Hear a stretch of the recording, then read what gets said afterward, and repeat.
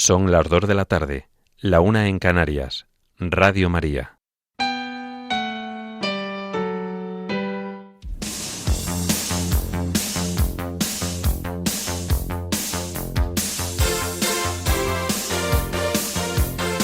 Servicios informativos de Radio María.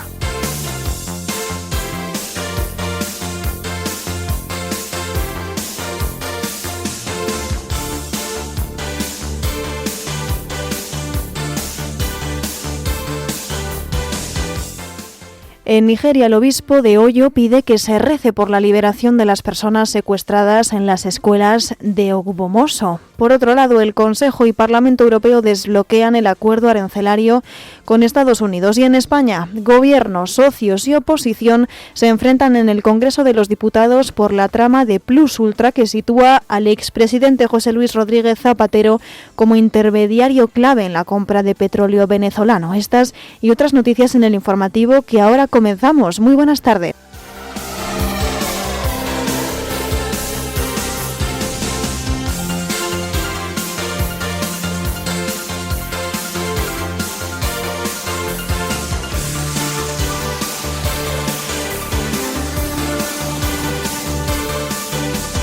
El Papa León XIV insta a rezar por la paz en el Líbano y Oriente Próximo, desgarrados por la violencia y la guerra. El secretario de Estado de la Santa Sede exhorta a la Unión Europea a convertirse en un esfuerzo creativo al servicio de la paz. La Diócesis de Canarias presenta la Fan Zone para mostrar la riqueza cultural y musical del archipiélago con motivo de la visita del Papa León XIV a España. El obispo de Jaén, por otra parte, preside una Eucaristía de Acción de Gracias por los 141 años de presencia en la Congregación de las Hermanas Mercedarias de la Caridad en Villacarrillo. El G7 destaca la cooperación financiera y mantiene la presión sobre Rusia. Xi Jinping recibe a Vladimir Putin en Pekín 6 días después de la visita de Donald Trump con las guerras de Irán y Ucrania en agenda. En España, el Ministerio de Sanidad amplía el cribado de cáncer de mama a mujeres de entre 45 y 74 años. El Tribunal del caso Kitchen escucha por tercer día consecutivo las grabaciones del excomisario Enrique García Castaño que permitieron conocer cómo operó presuntamente la trama. Y en deportes, el tenista español Carlos Alcaraz anuncia que no participará en el torneo de Wimbledon por una lesión de su muñeca.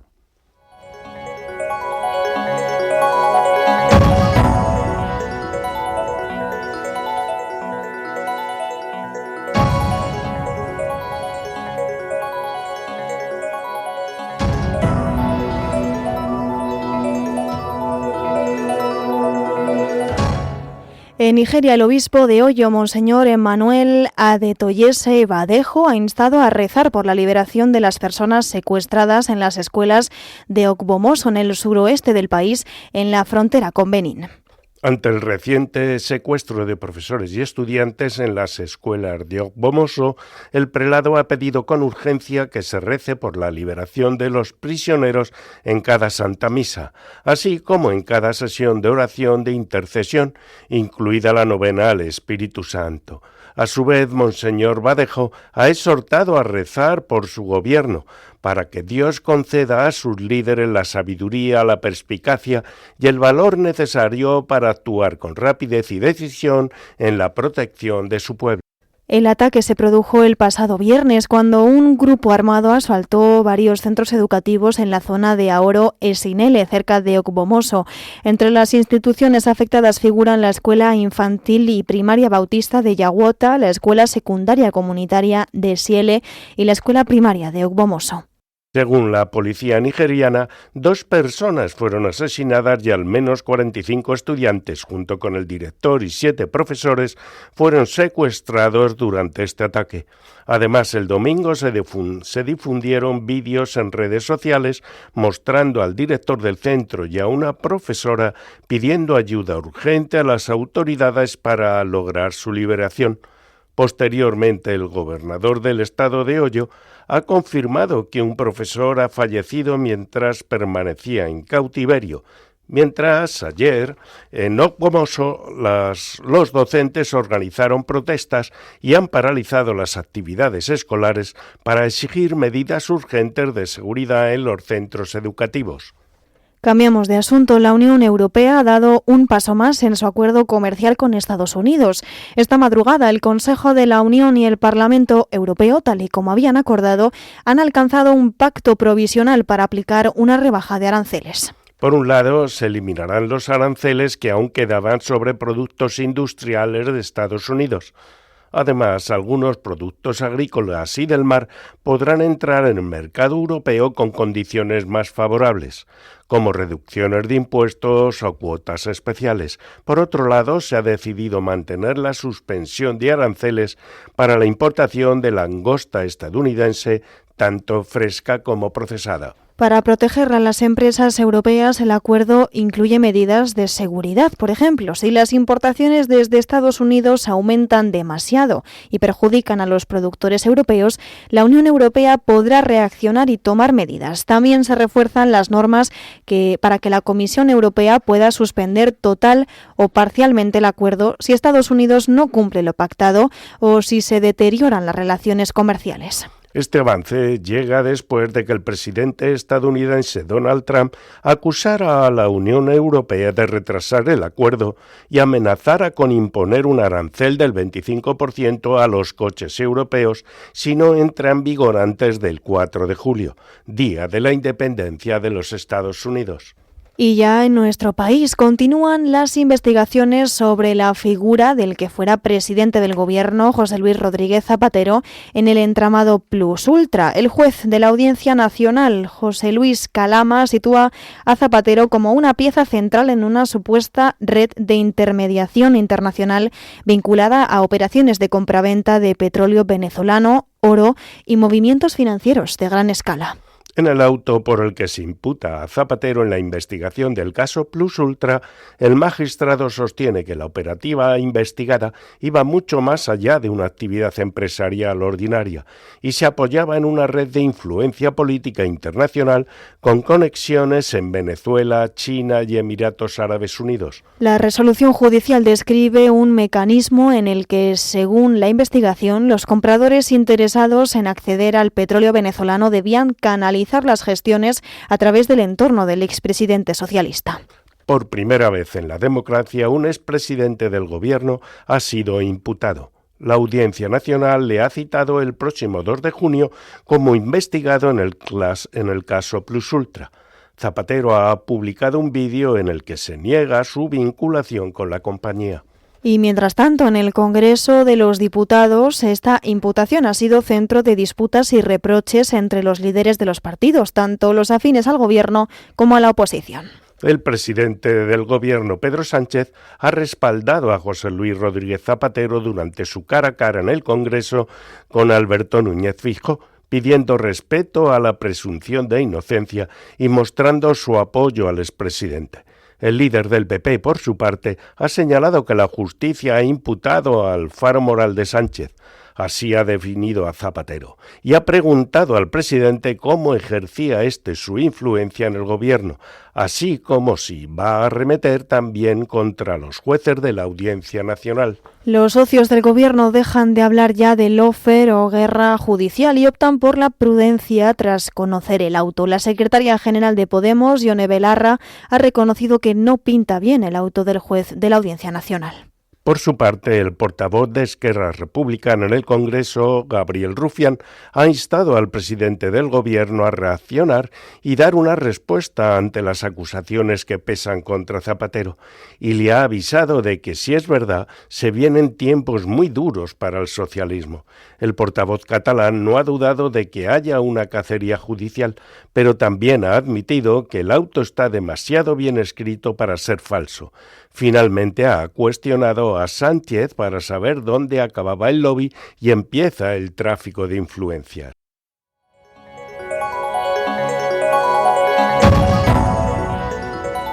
Noticias de la Iglesia en el mundo.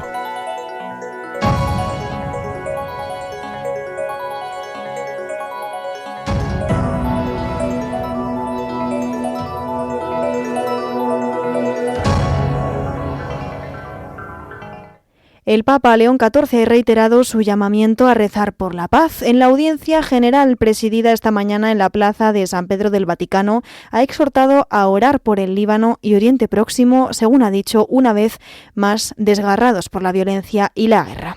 Antes de comenzar su catequesis, el Santo Padre ha dirigido un saludo de bienvenida a Arán I, católicos de Cilicia de la Iglesia Apostólica Armenia, presente junto a su delegación. El Santo Padre ha afirmado que esta visita fraterna representa una importante ocasión para fortalecer los lazos de unidad que ya existen entre nosotros, mientras nos acercamos a la plena comunión entre nuestras iglesias. Asimismo, su santidad ha invitado a todos los presentes a rezar con fervor al Señor para que esta visita y sus encuentros constituyan un paso más, afirma, en el camino hacia la plena unidad.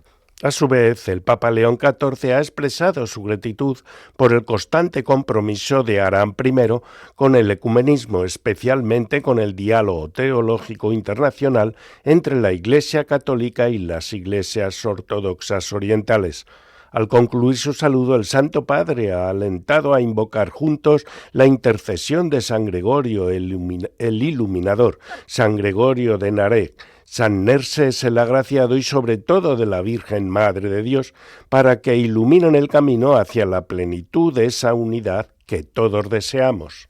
En esta audiencia, el Papa León XIV ha reflexionado en su catequesis sobre el primer documento promulgado por el Concilio Vaticano II, la Constitución Sacrosanctum Concilium, dedicada a la Sagrada Liturgia.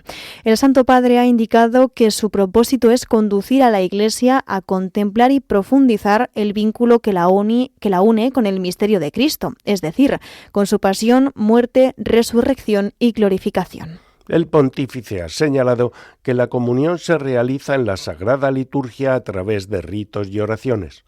Su santidad añade que la Iglesia expresa así su fe y modela su identidad como pueblo de Dios, cuerpo de Cristo y templo del Espíritu Santo. El sucesor de Pedro ha expresado que en la liturgia Cristo sigue actuando, presente en la palabra proclamada, en los sacramentos, en los ministros que celebran, también en la comunidad reunida y, sobre todo, afirma el Papa, en la Eucaristía. Y en este contexto ha invitado a realizar una petición al Espíritu Santo. Así lo ha indicado en su saludo a los peregrinos de lengua española. Saludo cordialmente a los peregrinos de lengua española.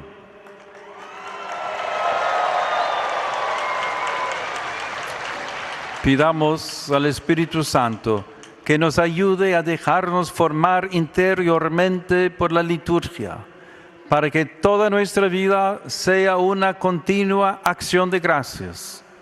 Que Dios los bendiga. Muchas gracias.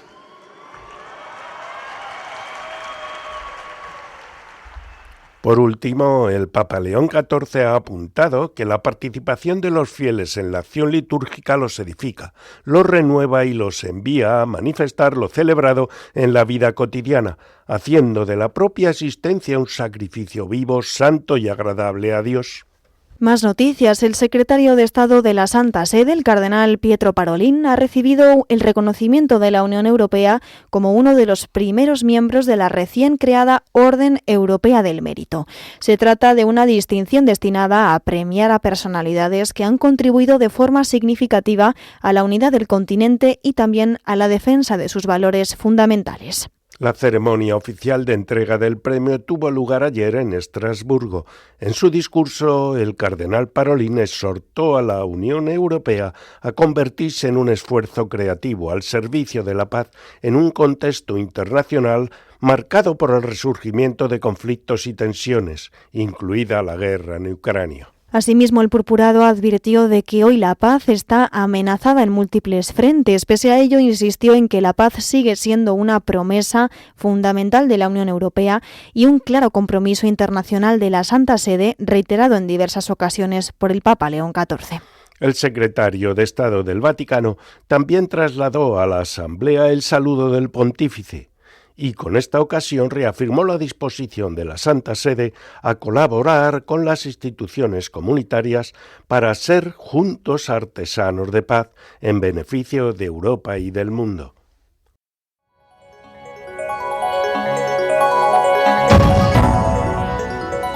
Noticias de la Iglesia en España. La Diócesis de Canarias ha presentado la Fan Zone, organizada con motivo de la celebración de la Santa Misa que presidirá el Papa León XIV el próximo 11 de junio por la tarde en el Estadio de Gran Canaria.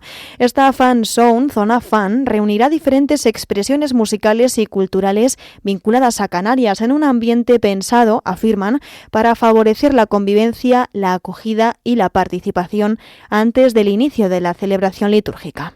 Como indican desde este obispado, este espacio nace con el objetivo de acompañar la llegada de miles de asistentes que participarán en la Eucaristía, convirtiéndose además en una muestra de la identidad cultural y musical del archipiélago.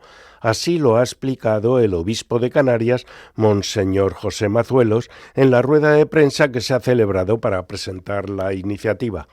La misa del Papa es a las 6:30, pero antes tenemos unos espacios ahí grandes donde van a estar la gente, donde van a estar filmando. No olvidarse que tenemos 1.150 profesionales de medios de comunicación del mundo entero. Vamos a hacer también un foco de luz para el mundo entero, por eso me encanta que todos estos artistas puedan ser conocidos del mundo entero. En esta rueda de prensa para presentar la iniciativa Fan Zone estuvo una representación del grupo Los Gofiones con su presidente José Afonso.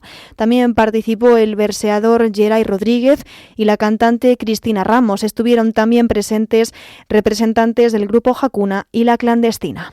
Como expresan desde este obispado de Canarias, desde el primer momento la diócesis tuvo claro que un acontecimiento histórico como la visita del Santo Padre debía contar con la implicación de la cultura canaria como elemento integrador y representativo de la identidad de las islas.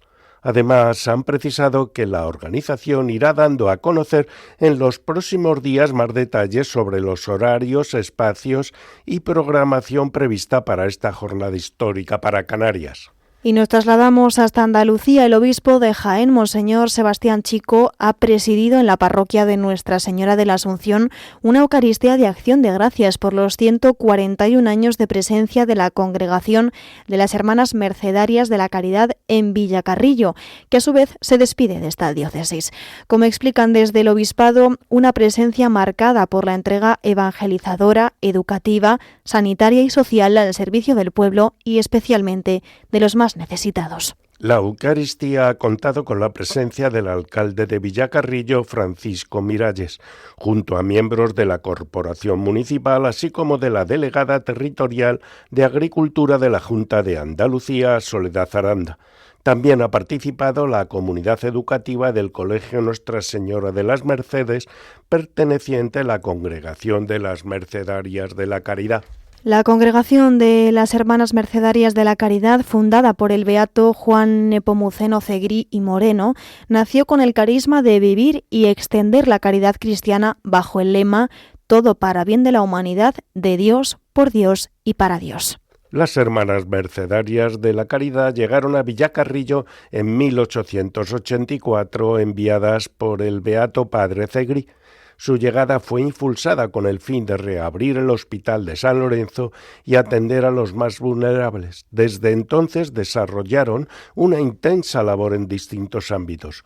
Uno de los episodios más recordados de esta presencia tuvo lugar durante la epidemia de cólera de 1885, cuando las hermanas permanecieron junto a los enfermos dando un testimonio heroico de caridad cristiana.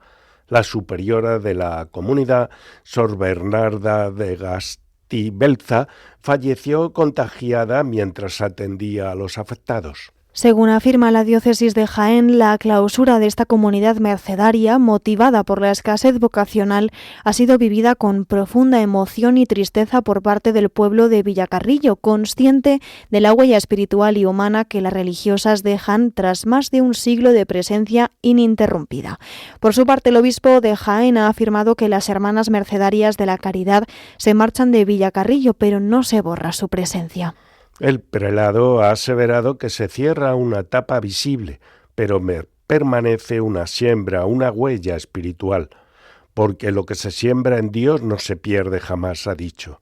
Además, Monseñor Chico ha encomendado a las religiosas a la protección de la Virgen de las Mercedes.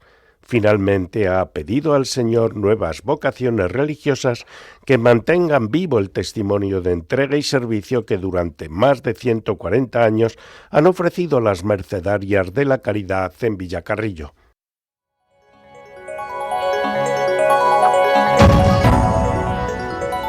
Información internacional.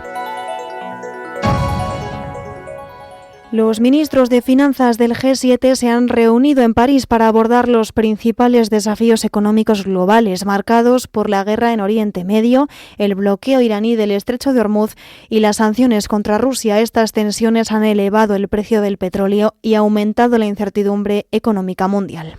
Los países del G7 han reafirmado su apoyo a Ucrania y su intención de mantener la presión sobre Rusia.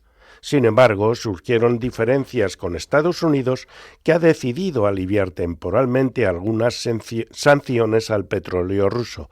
Desde la Unión Europea consideran que no es el momento de reducir esa presión. El bloqueo del Estrecho de Hormuz, una ruta clave para el transporte de petróleo, centró gran parte del debate. El G7 ha pedido restablecer cuanto antes la libre circulación marítima, alertando del impacto en las cadenas de suministro de energía, alimentos y fertilizantes, especialmente en los países más vulnerables. La reunión se desarrolló en un clima tenso, aunque con voluntad de cooperación. Sirve además como antesala de la cumbre del G7 prevista en junio en Francia, en la que participarán también países invitados como Brasil, India o Corea del Sur. Cambiamos de asunto. China ha recibido esta mañana otra visita internacional de gran relevancia. Hoy el presidente Xi Jinping ha dado la bienvenida a Pekín a su homólogo ruso Vladimir Putin en su 25ª visita al país. Durante la visita está previsto que se firmen más de 40 acuerdos en distintos ámbitos, especialmente en materia de energía y cooperación internacional. También se esperan declaraciones conjuntas para reforzar su alianza y defender un nuevo equilibrio global. La llegada de Putin se produce pocos días después de la visita del presidente de los Estados Unidos, Donald Trump, lo que convierte a Pekín en un punto clave de la diplomacia internacional estos días. En ambos encuentros se abordan temas similares como las guerras de Irán y Ucrania, aunque desde perspectivas muy diferentes. El viaje coincide con dos aniversarios importantes, los 25 años del Tratado de Amistad entre China y Rusia y los 30 años de su asociación estratégica. Ambos países han aprovechado estas fechas para destacar la solidez de su relación. Desde China, medios oficiales aseguran que la relación con Rusia vive su mejor momento. Por su parte, Putin ha descrito a Xi Jinping como un buen amigo y ha afirmado que ambos países juegan un papel importante para la estabilidad mundial.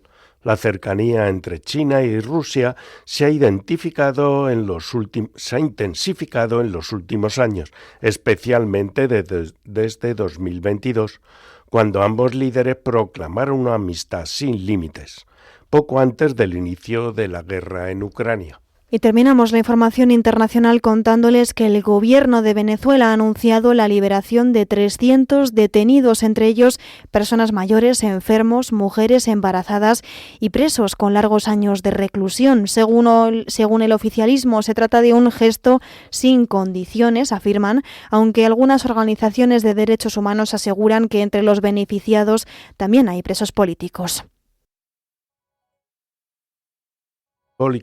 Como 3 exfuncionarios policiales encarcelados desde 2003, así como una menor de edad y una mujer de 71 años vinculada a un militar opositor. A pesar de estas excarcelaciones, la ONG como Foro Penal sostienen que más de 400 personas siguen detenidas por motivos políticos.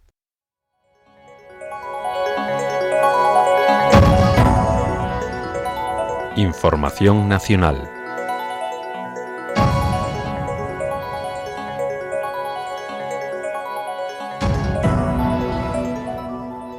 Y ya en nuestro país, en España, la Comisión de Salud Pública ha aprobado una propuesta para ampliar la edad en el programa de cribado de cáncer de mama en el Sistema Nacional de Salud a mujeres de entre 45 y 74 años. Según ha informado el ministerio que dirige Mónica García, la implantación será progresiva y las comunidades autónomas dispondrán de hasta 6 años para alcanzar una cobertura cercana al 100% en los nuevos grupos de edad. Hasta ahora se establecía una mamografía cada 2 años para mujeres de entre 50 y 69 años, una periodicidad que mantiene la nueva propuesta para todo el nuevo rango de edad. Esta medida se plantea a raíz de las recomendaciones de la Red de Agencias de Evaluación de Tecnologías Sanitarias y del Consejo de la Unión Europea, y también por la evidencia clínica que indica que alrededor del 10% de los cánceres de mama en España se diagnostican en mujeres menores de 50 años. Y seguimos hablando de sanidad. La huelga de médicos convocada en toda España continúa con protestas y movilizaciones en distintas comunidades autónomas.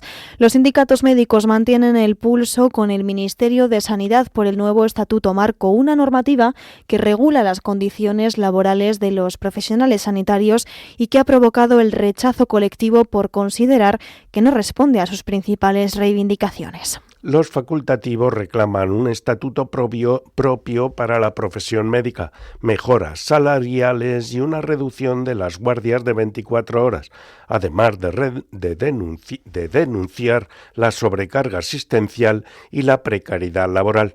Según las organizaciones, el seguimiento de la huelga está siendo elevado en numerosas comunidades autónomas, aunque las cifras varían entre los datos sindicales y los ofrecidos por las administraciones sanitarias. Cambiamos de tema. El tribunal que juzga el caso Kitchen, es decir, la supuesta operación parapolicial para espiar al extesorero del Partido Popular, Luis Bárcenas, sigue escuchando por tercera jornada consecutiva la grabación de las declaraciones que hizo ante el juez instructor un comisario implicado, Enrique García Castaño.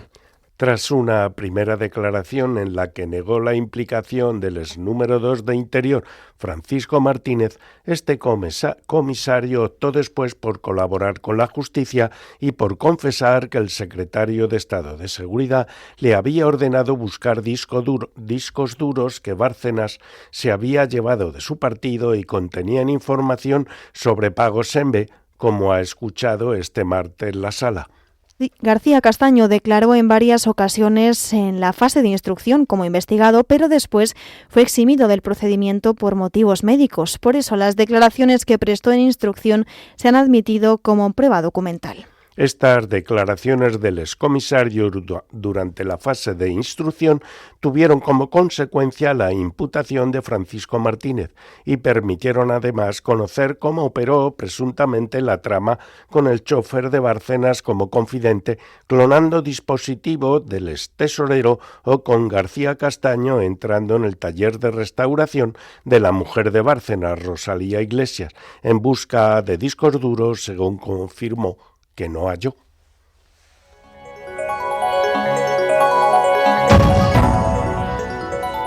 Información deportiva.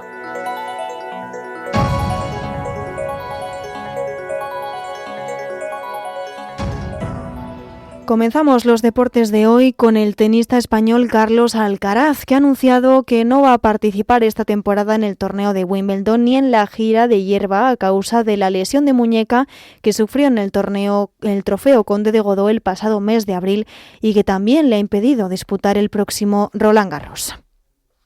Pospone de esta manera su vuelta a las pistas. Será la primera ausencia de Carlos Alcaraz en el torneo londinense desde el año 2021, en el que debutó alcanzando la segunda ronda.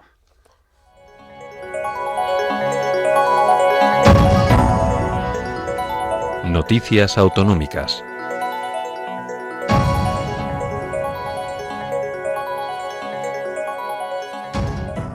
Hoy conectamos con nuestro corresponsal en Castilla y León, que nos va a contar lo más detallado de la comunidad. Comenzamos hablando de que desde hoy Zamora pierde una frecuencia de alta velocidad en su enlace con Madrid. Esto ha provocado las quejas de ciudadanos e instituciones.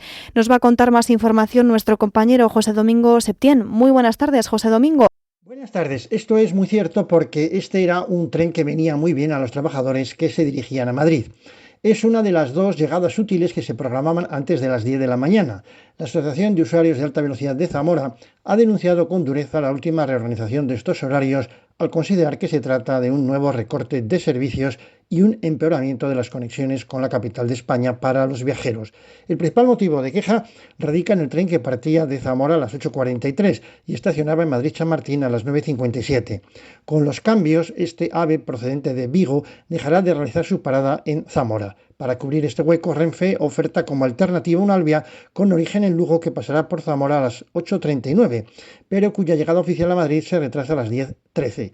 La asociación advierte de que el viaje será aún más largo debido a las obras de Adif que está ejecutando en el túnel de Guadarrama, lo que provoca que en los canales de venta para el lunes 25 de mayo el tiempo de trayecto se va a incrementar y se prevé la llegada a las 10:20. Al tratarse de una línea sometida a obligaciones de servicio público y utilizada a diario por estudiantes, trabajadores y pacientes, la asociación exige a la operadora pública una rectificación, la restitución de la frecuencia suprimida y la implantación de un tren madrugador real que sea compatible con las jornadas laborales en la capital. Desde la asociación se recuerda que el próximo domingo 24 de mayo a las 12 se va a llevar a cabo una concentración ante la subdelegación del Gobierno de Zamora para exigir al Ministerio de Transportes un trato digno para la provincia.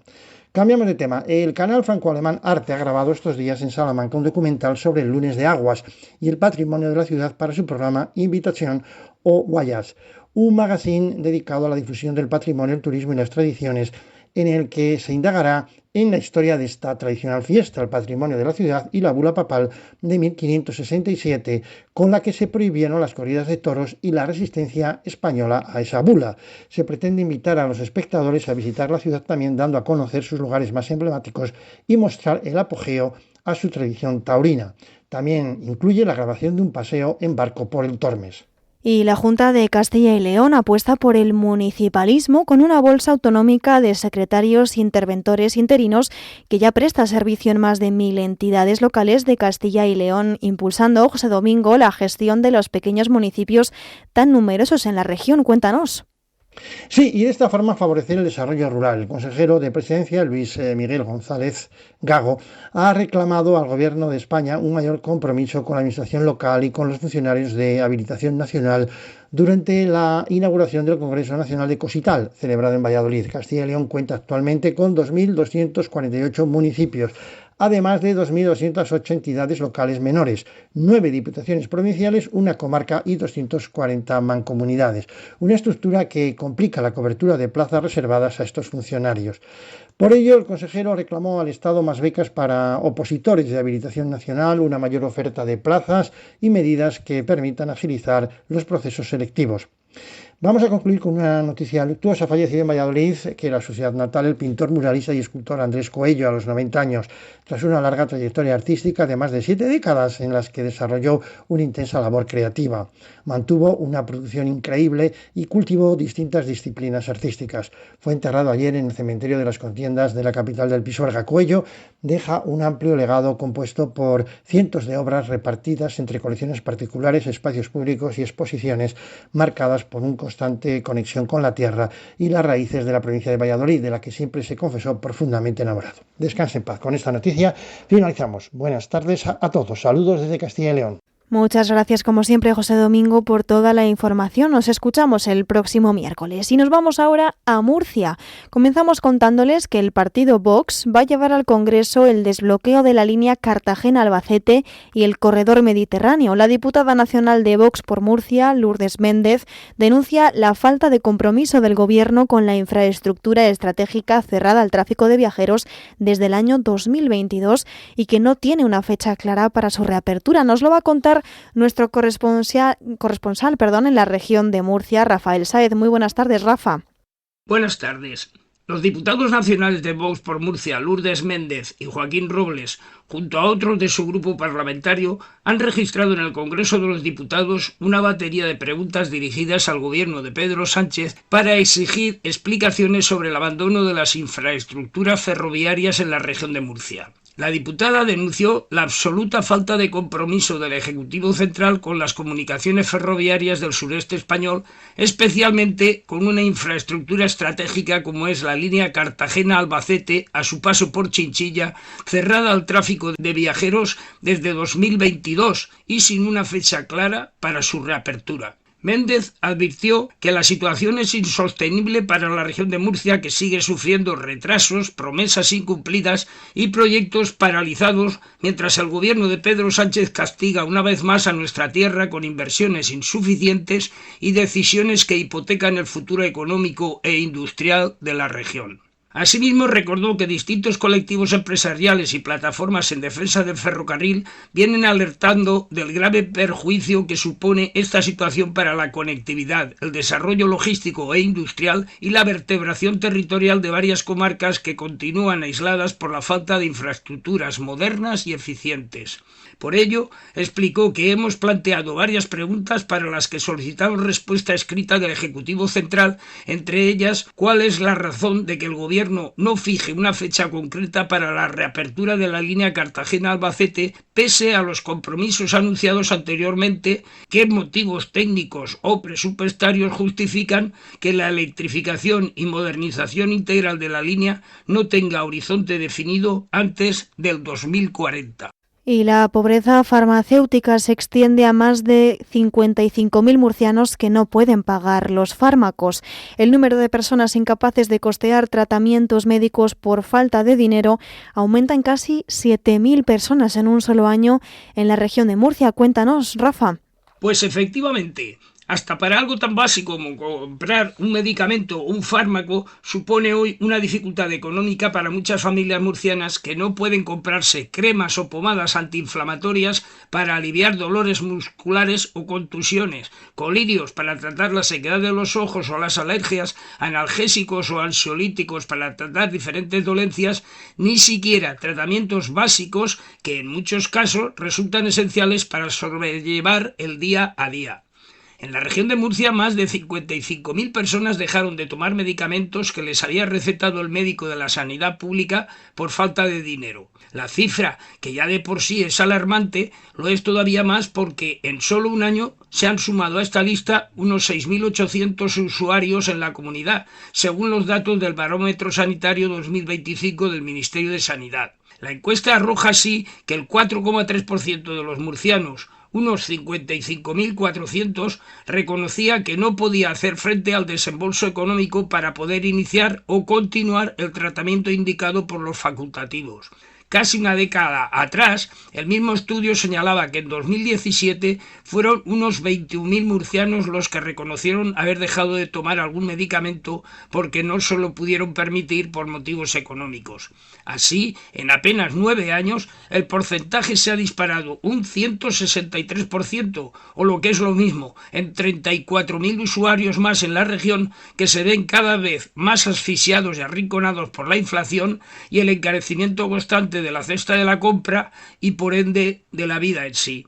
Y finalizamos con esta noticia. El tercer foro de municipalismo celebrado este fin de semana en el cuartel de artillería de Murcia reunió a alcaldes y responsables públicos de la región para debatir sobre modelos de ciudad, innovación, desarrollo económico, turismo, sostenibilidad, financiación, vivienda y servicios públicos. En las distintas mesas se abordaron proyectos claves de municipios como Murcia, Cartagena, Molina de Segura, Lorca, Santomera, San Javier, Beniel, Mazarrón, Caravaca o Águilas, con una idea común: reforzar el municipalismo desde la cooperación, la planificación y la defensa de servicios cercanos a los ciudadanos. Y esto es todo por hoy. Desde Murcia, un saludo, compañeros y queridos oyentes, y hasta el próximo miércoles, si Dios quiere. Muchas gracias, Rafa, como siempre, y hasta la semana que viene.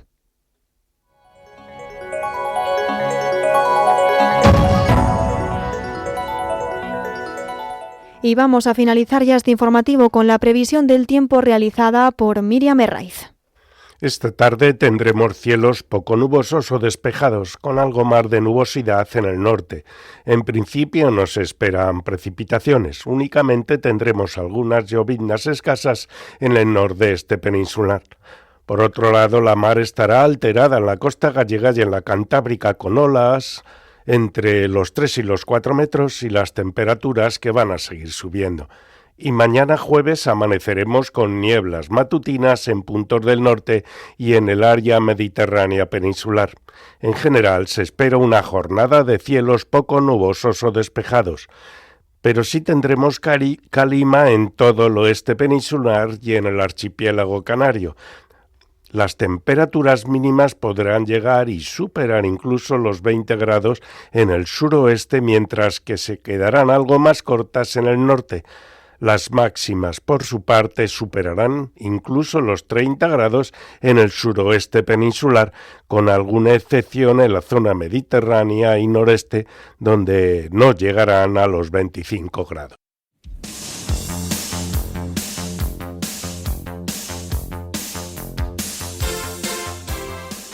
Esto es todo por ahora. Los hemos acompañado en la redacción Cristina Abad, Rocío García y Natalia Otero de Bustos, en el control de sonido Pedro Coronado y en los micrófonos Rafael Delgado y Paloma Méndez. Tendrán más noticias a las 10 de la noche, las 9 en Canarias. Informativos de Radio María.